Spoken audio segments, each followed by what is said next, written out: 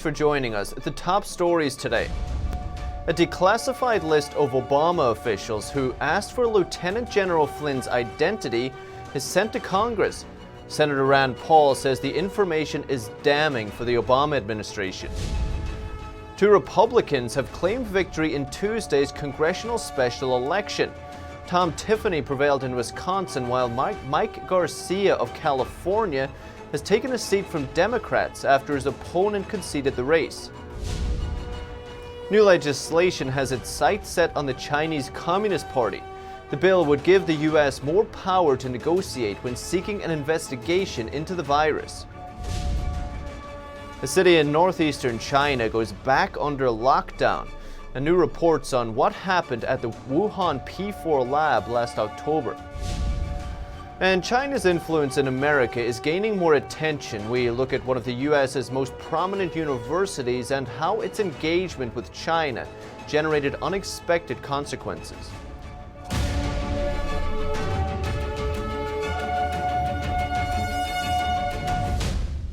A declassified list of Obama-era officials who asked for the unmasking of Lieutenant General Michael Flynn has been sent to Congress. Former Vice President Joe Biden and former FBI Director James Comey are on the list. Senator Rand Paul says it's damning for the Obama administration. The National Intelligence Director, Richard Grenell, sent Congress a declassified list of Obama officials who asked for the identity of Lieutenant General Michael Flynn. The list had been concealed. Vice President Joe Biden, former FBI Director James Comey, and former Director of National Intelligence James Clapper were included in the list. Senator Rand Paul, who also asked for the list, said this leads one to believe that the Obama administration used intelligence agencies to go after their political opponent. Flynn was one of President Trump's top advisors during the 2016 election and during his presidency. In total, the report says 16 people asked for Flynn's identity, but it also says that although the information was given to them, Grenell can't confirm that it was seen by them. Only requests made for Flynn's identity between late 2016 and January 2017 were included. The list was sent to two senators who asked Attorney General William Barr for these names, which were previously classified. In their letter, the senators said there are many unanswered questions about what happened during the 2016 election and that Americans are looking for transparency and answers. And residents of Washington, D.C. will be staying home until June 8th. The mayor extending the district's lockdown today, the longest extension in the nation. The order was supposed to end this Friday, but the mayor says the district needs more time to slow the spread. The district wants to see the daily number of confirmed cases decrease for 14 straight days. 2 full weeks of falling numbers is an important milestone in their phased plan. But as of Tuesday, D.C. has seen only 4 days of decreases in a row. For them, it's not enough. Now, nearly 7,000 have tested positive in the city. And as of today, over 84,000 Americans have died from the CCP virus and more than 300,000 have recovered. And in other news, Republican Senator Lindsey Graham is introducing legislation aimed at Beijing. The bill would authorize sanctions on China if the regime refuses to cooperate with an investigation into how the virus began. Senator Lindsey Graham on Tuesday introduced legislation to allow the U.S. to impose a wide range of sanctions on the Chinese regime. That's if China refuses to be open and transparent about how the virus started. An international investigation into the origins of the virus is looking increasingly likely. Graham said in a statement that he is convinced that without Chinese Communist Party deception, the virus would not be here in the United States. He said he is convinced the regime will never cooperate with a serious investigation, citing its refusal to allow the international community in to investigate key sites like the Wuhan laboratory. The legislation is called the COVID-19 Accountability Act. It's co-sponsored by 8 other Republican senators. It would require President Trump to certify to Congress within 60 days that China had provided a full and complete accounting to a virus investigation. The investigation could be led by the U.S., its allies, or a UN affiliate such as the World Health Organization. The bill would authorize the president to impose a range of sanctions if the regime doesn't come through. These include asset freezes, travel bans, and barring U.S. institutions from making loans to Chinese businesses. There are other conditions in the bill, too, that China close its wet markets and release all Hong Kong pro-democracy advocates. And sources in Canada and the U.S. say the two countries are likely to extend a ban on all non-essential travel across their shared border until June 21st.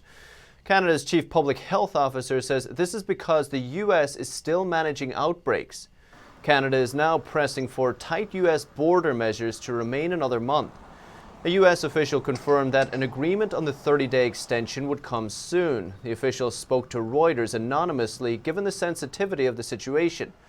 The chief Canadian public health officer said the United States still presents a risk, but the agreement will keep goods moving across the border. Canadian officials have been repeatedly pressed about the potential risk posed by arriving truck drivers. The Canadian provinces of Ontario and Quebec are adjacent to the state of New York, a virus hotspot. And an update on last night's congressional special elections. Although the vote count isn't yet complete in California, Democrat Christy Smith says she's conceding the race.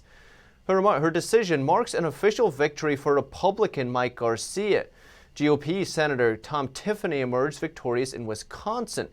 Both are backed by President Trump. Exceeding expectations, two Republican congressional candidates pulled ahead in the two-state special election. Former Navy combat pilot Mike Garcia took an early lead in California, while Republican Tom Tiffany surged forward in Wisconsin. Garcia's strong lead on Tuesday opened the door for Republicans to reclaim Democrat Katie Hill's seat. If successful, it would mark the first time the GOP flipped a Democrat-held seat in California since 1998. Garcia held 56% to Democratic Christy Smith's 44%, with 81% of precincts reporting on Wednesday.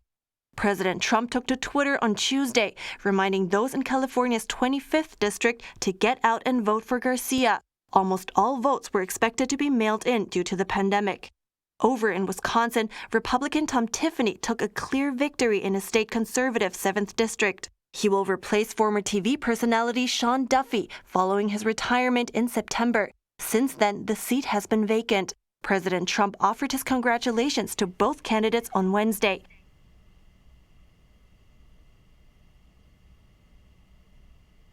And the European Union is pushing for a gradual reopening of country borders within the bloc in an attempt to salvage the tourist season.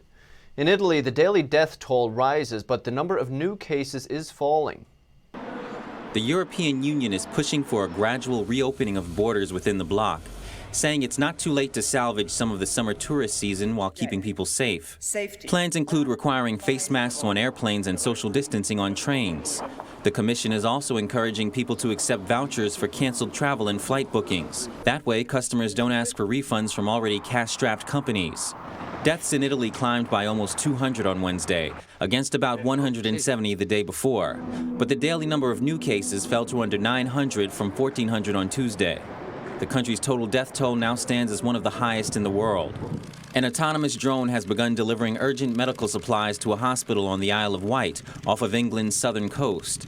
The aircraft can carry a payload of up to 200 pounds in a hold around the size of the trunk of a station wagon. It was developed at the University of Southampton to distribute humanitarian aid, but has been given special permission to fly in the UK and assist with the government's virus response. Professional chefs in Bangkok are cooking up around 40,000 boxes of lunch in 10 days for local communities affected by the pandemic. A local charity hired 200 chefs and dozens of taxi drivers to distribute the food. Some of the chefs are from renowned restaurants across the city, but are now living on very little income.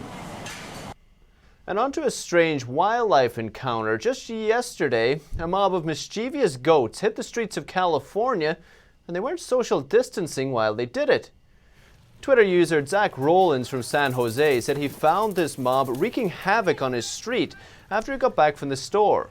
Rollins said the goats were there to eat up the dead grass on a hill behind his house, but then managed to break through a fence. Overall, Rollins said there wasn't too much damage, and he said they were rounded up in about 5 minutes, but the trail they left after them took at least an hour to clean up. And up next, new reports about suspicious activity at the Wuhan P4 lab last October. And a city in northeastern China goes back under lockdown.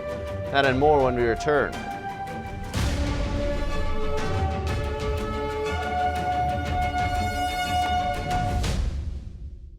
"90% of news outlets in the United States are controlled by 6 corporations. They're not out to tell you the truth of what's happening. They're out to tell you the picture of the world that they represent. The mission of the Epoch Times is to chase the truth, to ground all statements in facts, and prevent people from being misled. This is a battle between truth and deceit. Subscribe today and join the Americans who are seeking truth and tradition. We'd love to have you on board."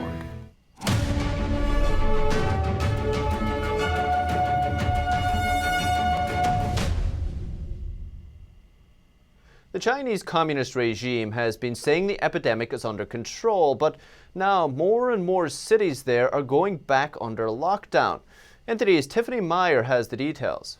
Last week, one city in northeastern China had its virus risk level raised from low to high.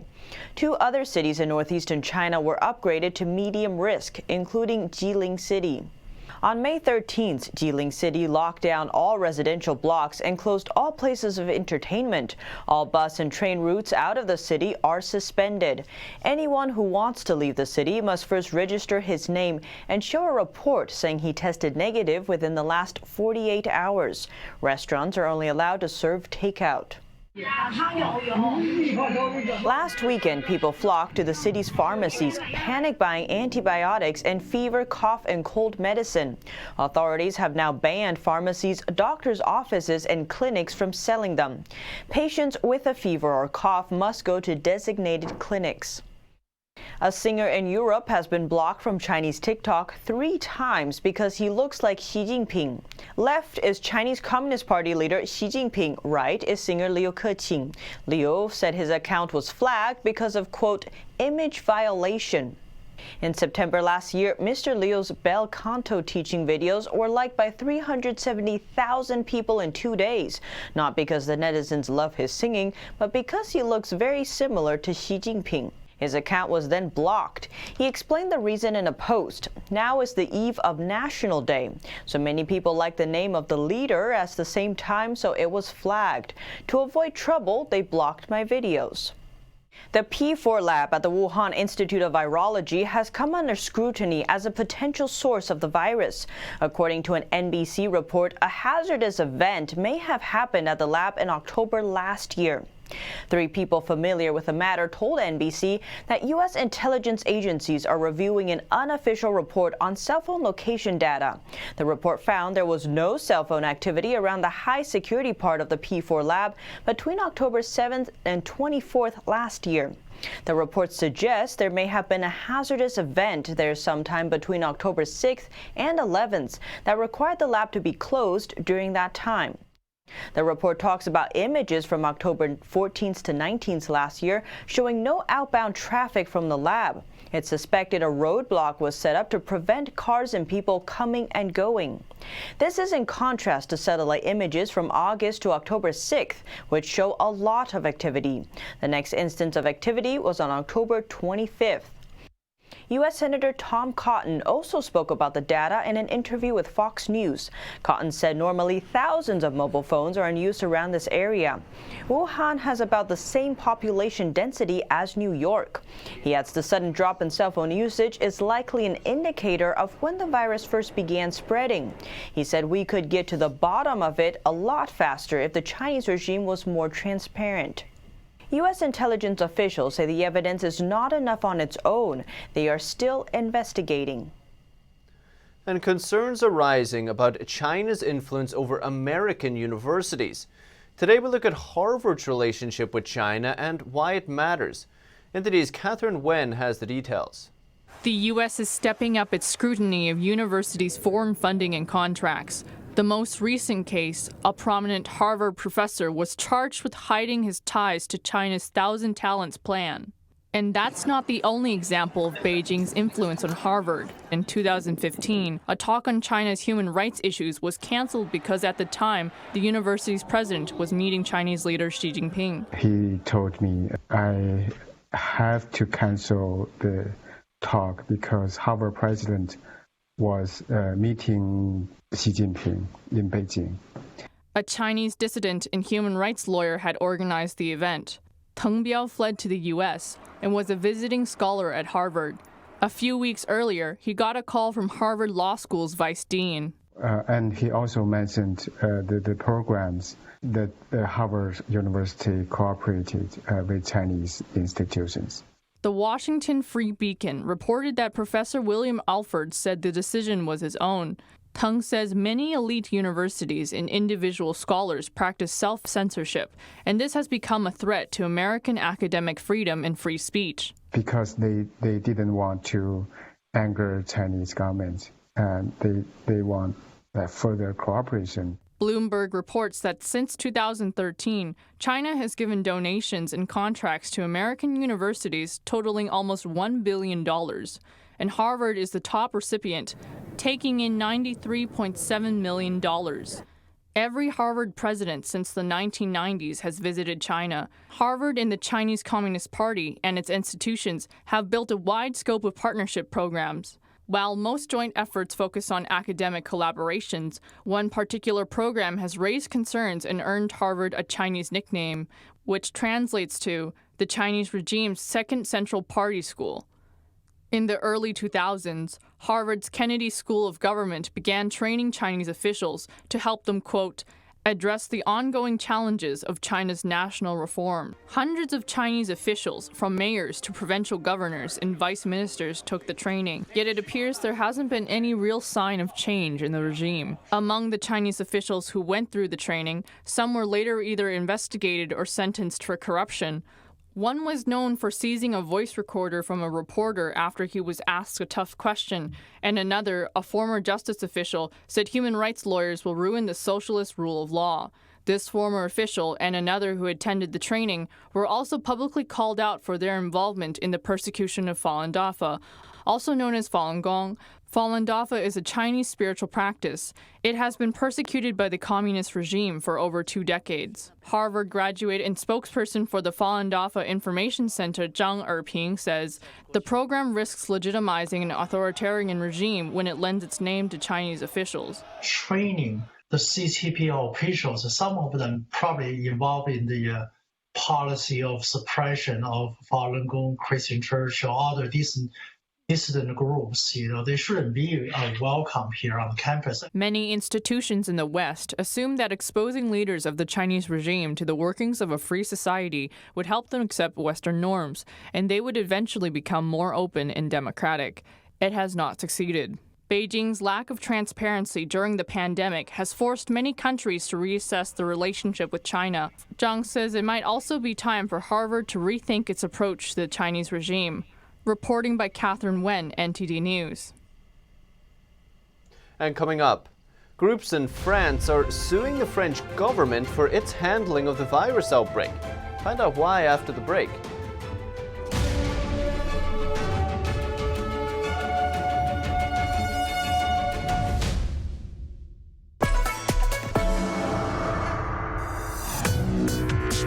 Viewers have described China Uncensored like The Daily Show, but about China. At the beginning, I was super excited when I got 500 views, and now the show's grown to about 500,000 subscribers on YouTube. One episode reached 7.9 million people. I'm a little freaked out that many people have seen my face. In 5 years, I see China Uncensored as the sole source of edutainment worldwide.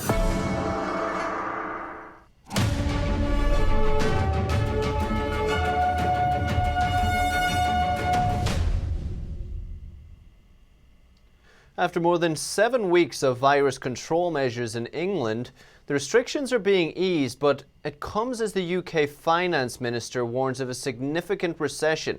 Our UK correspondent Jane Worrell has the story. Some are returning to work in England if it's not possible for them to work at home. It's part of a cautious plan set out by Prime Minister Boris Johnson. It's a plan which is conditional and dependent, as always, on the common sense and observance of the British people and on continual reassessment of the data. People in England can now spend more time outside, view a property and meet a friend from a different household in a public space. But they still must maintain the 6-foot rule. Garden centres are also reopening, although with distancing measures. The new rules came into play the same day the UK Finance Minister warned of a significant recession. It is now, yes, very likely that the UK economy will face a significant recession this year. Bit by bit, we can start to reopen parts of our economy that have been closed.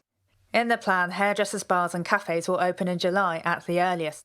The latest easing of the lockdown is not so noticeable for some.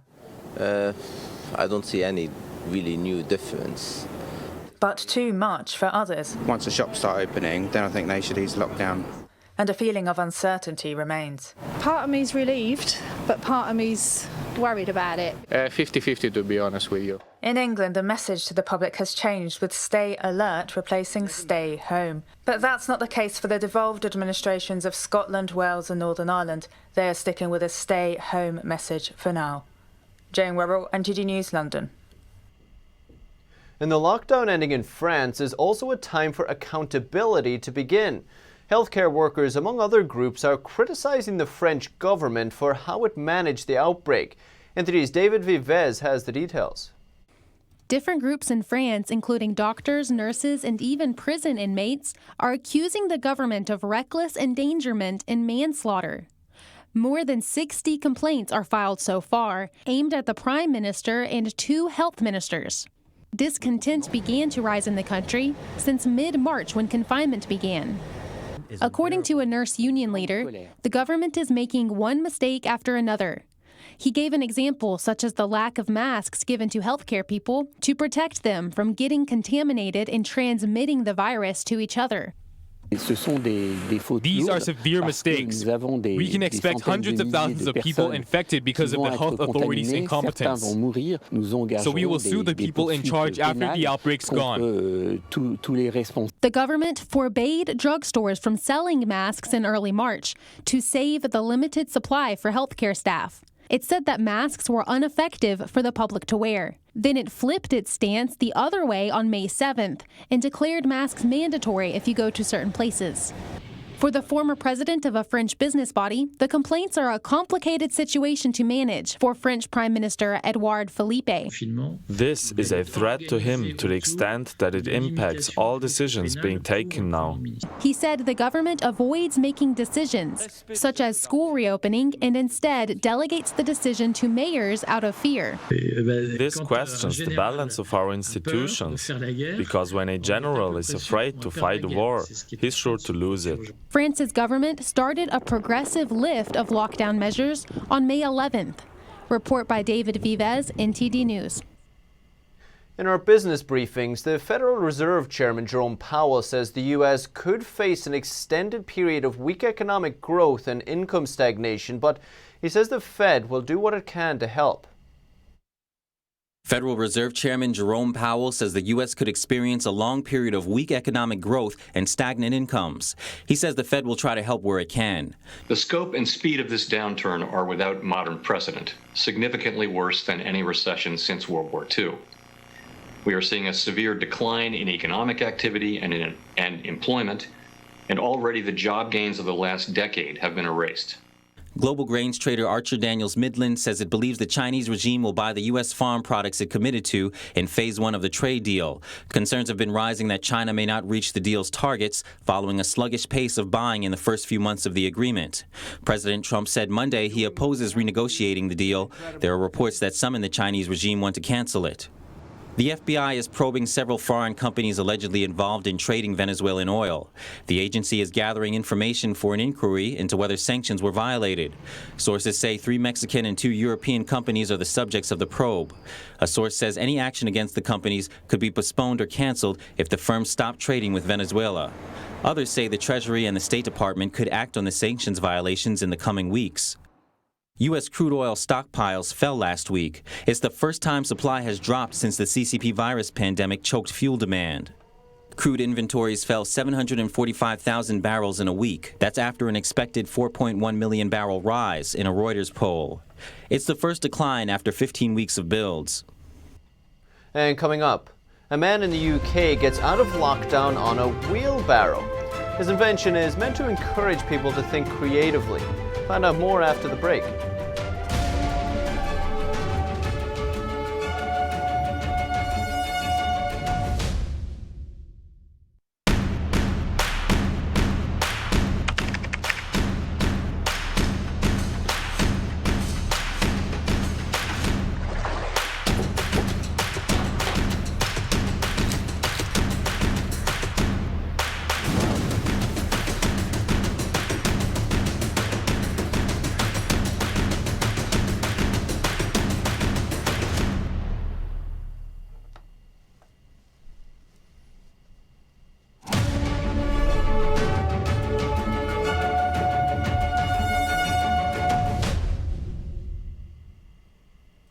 Amidst the coronavirus pandemic, many are struggling to cope with loneliness and inactivity. But there is something that can help. In the UK, one man is encouraging people to get creative. Under lockdown, people around the world have a lot more time on their hands as they wait for things to get back to normal. 57-year-old Kevin Nix spends his time speeding down the roads of Chipping Norton in England on a vehicle that he made. What used to be a typical wheelbarrow for garden maintenance is now an ingenious machine designed to brighten someone's day. I thought I'd try and do something to help the people that are really struggling at home. Something, in my own way. The Barrow of Speed was fairly inexpensive. It's made up of parts he already had and runs on a donated 50cc scooter engine. It's actually turned out far better than what I thought. It is such fun. The Guinness World Record holder designed the motor barrow to inspire others to put their creativity to work. Get yourself busy and to try and take your mind off what is going on in the world, because it isn't all bad. There's going to be a lot of good comes out of this, and that's what you have to focus on. When the pandemic's over, Kevin aims to set a speed record of around 40 miles per hour. And with lockdowns in place, families are low on options in keeping themselves fit and entertained. But British cyclist Pete Mitchell is solving the problem by letting his kids be part of his workout routine. Push-ups, squats, planking and lunging, it's nothing out of the ordinary, but getting the kids to help brightens up the athlete's workout. Now peppered with giggles and laughs, it's a win-win. Mitchell stays fit, spending time with the kids, and the kids have a great time too. Some unexpected sweetness in a changing world. And that's all for today's news. Thank you for tuning in. I'm Paul Graney.